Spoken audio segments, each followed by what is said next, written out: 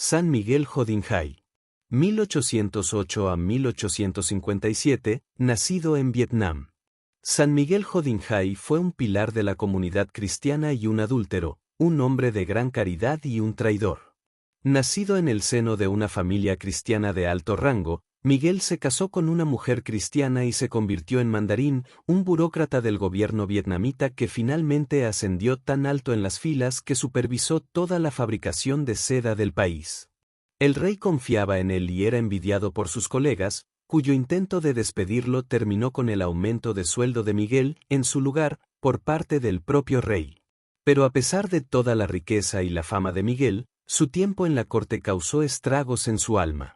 Aunque era un católico practicante, Miguel se sintió obligado a asistir a rituales paganos. Y aunque no haya participado directamente en esas ceremonias, ciertamente se vio afectado por otros elementos de la vida de la corte. Miguel tomó una amante y engendró 3 hijos ilegítimos. Aún así, se consideraba católico, aunque bastante torturado. Hizo bautizar a cada uno de sus hijos, pero durante varios años no pudo vivir de acuerdo con sus convicciones. Finalmente, Miguel se dio cuenta del peligro en el que se encontraba su alma. Se arrepintió de su pecado y se embarcó en una vida de servicio impresionante. Rescató a 2 niñas de la esclavitud y las adoptó. Trajo a un adicto al opio a su casa y lo cuidó hasta su muerte. Contrabandeó misioneros por todo Vietnam y con el tiempo, se convirtió en líder de la iglesia local. Miguel se emocionó cuando su hijo mayor quiso ingresar al seminario. Pero cuando su único otro hijo murió, la expectativa cultural era que el hijo seminarista de Miguel regresaría a casa para servir a sus padres y continuar con el apellido de la familia. Sin embargo, la persecución de los cristianos iba en aumento. Miguel, preocupado de que su hijo no pudiera practicar la fe si regresaba a Vietnam, insistió en que su hijo se quedara en su seminario en Malasia y fuera ordenado cuando llegara el momento. La generosidad de Miguel estaba motivada, en cierto nivel, por el amor a Dios y al prójimo. Pero también lo impulsaba el temor de que su absolución sacramental no fuera suficiente. Miguel no podía comprender la enormidad de la misericordia de Dios que realmente lo había convertido en un hombre nuevo. Tenemos que hacer tantas buenas obras como sea posible para expiar nuestros pecados, le dijo a un amigo, sin comprender que solo la sangre de Cristo puede hacer eso. Y a pesar de toda su obra de caridad, Miguel se preocupaba de que solo el martirio pudiera salvarlo, diciendo, creo que ni siquiera toda el agua de esta tierra podría lavar mis pecados. Es probable que solo mi propia sangre pudiera limpiarme.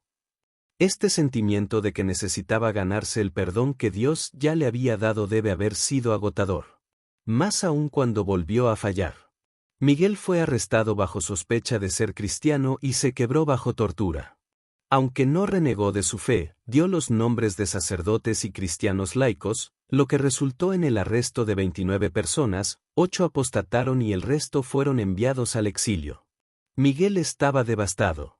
Durante todos sus años de tratar de ser lo suficientemente bueno, de hacer todas las cosas correctas y ganarse el amor de Dios, había fracasado. Sin embargo, tal vez fue esto lo que finalmente lo convenció del poder de la gracia. Porque incluso allí, destrozado y magullado, un traidor condenado a muerte, Dios seguía ofreciéndole misericordia. Un sacerdote logró visitar a Miguel en la cárcel para escuchar su confesión. Después de todo lo que había hecho, después del daño que su debilidad había causado a la iglesia, este padre estaba dispuesto a arriesgar su vida para traerle la misericordia del Padre. Miguel ya no tenía un espíritu frenético, una necesidad desesperada de ganarse el perdón. En cambio, se resignó a la muerte e incluso se regocijó de poder derramar su sangre por Jesús. Después de semanas de tortura pública, Miguel fue sacado para ser decapitado. Cuando llegó al lugar de su ejecución, se lavó los pies con calma, fumó un último cigarrillo, se arregló el cabello y la ropa, y luego se arrodilló para orar. Mientras oraba, 2 sacerdotes escondidos entre la multitud lo absolvieron por última vez antes de que el hombre voluble y temeroso muriera en confianza y paz, transformado por el poder de la gracia.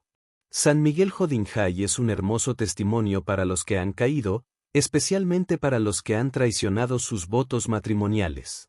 Pero su historia es más poderosa para los escrupulosos, aquellos que ven su pecado como demasiado grande para la misericordia de Dios, que se preocupan de no haberse arrepentido lo suficientemente bien o haber hecho suficientes buenas obras para expiar sus pecados.